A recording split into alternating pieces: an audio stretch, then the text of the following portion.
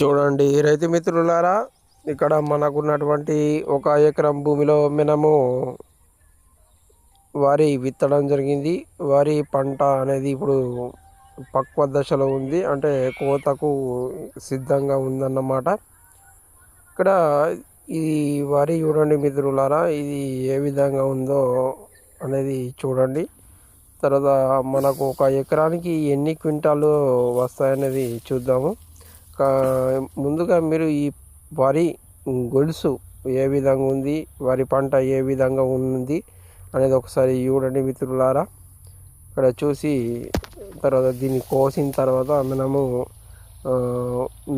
సంచులు నింపిన తర్వాత 1 ఎకరానికి ఎన్ని క్వింటాలు అయినాయి అనేది తర్వాత చూద్దాం.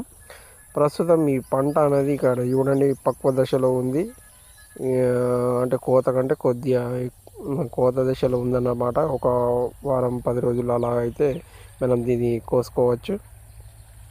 ఇది మనం ముందుగా ఏంటంటే ఈ విత్తనం